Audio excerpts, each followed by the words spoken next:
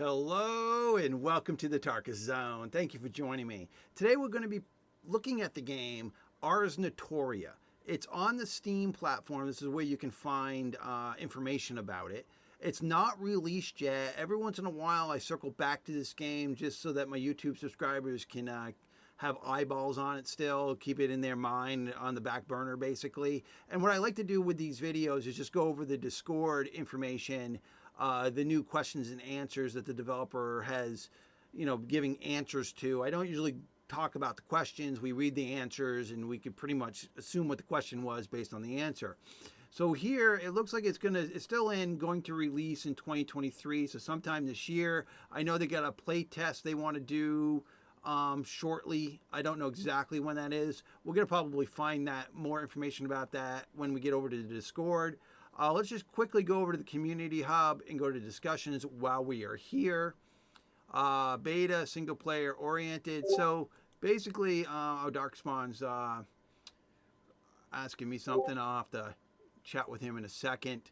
So beta, how soon? There was no response on that. Single player oriented.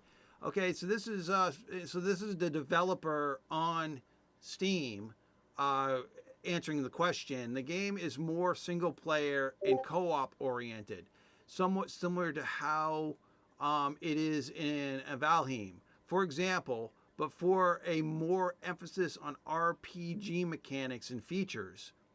Okay, so it looks like, it's definitely a co-op. To me, that's why I want to play it. It's for the co-op experience, multiplayer experience, playing with a group of people.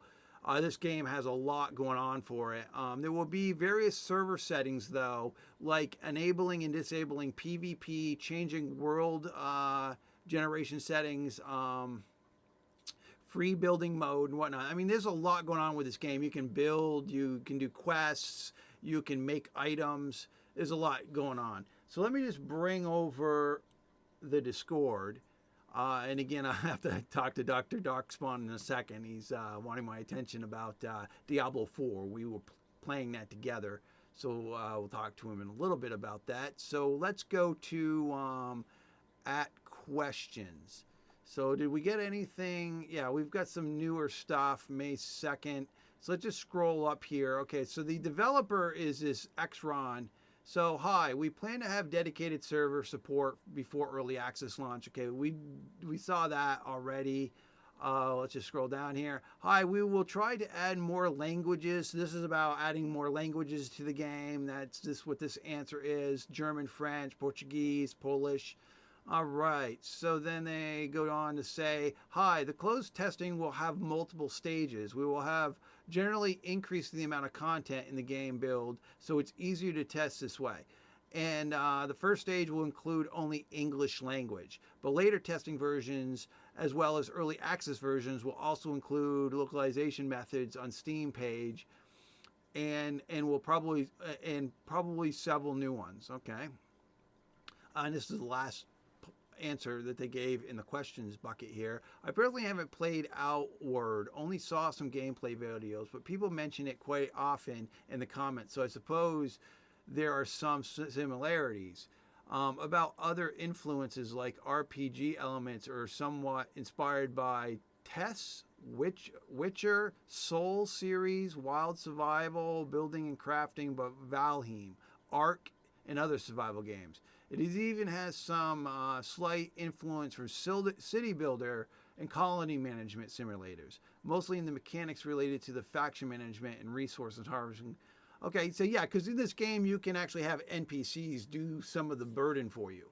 So if you're trying to clear forests or farming, you can actually get into it's got a lot. This game's got a lot to it. To building structures, managing a NPC village, and having people do things for you. I mean, it's going to be a good time. So let's just go over to the chat here. This is where people are just chatting back and forth generally. There's not much really happening on this channel as of late. I mean, we're all waiting for the beta to or the test environment that they want to be sending out shortly.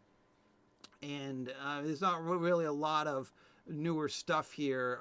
And let me just minimize this and go back to general discussions. Yeah, there's not been a lot of activity in the discussions, and there's not been a lot of people on Discord asking questions back and forth with the developer, because really, if you look at the question and answer bucket, which we have done in a multitude of videos I have done around this game, that everything gets answered. So if you just go up to the top of that discussion page or in Discord, and just read what the developer has answered, you get all the answers. So people ask less questions, because if they're just reading the history, they're getting the answers from that. And that's probably also why the discussions page is not, busting out with, people just going back and forth. Because again, on Discord, a lot of that activity is happening on Discord or their Discord channel.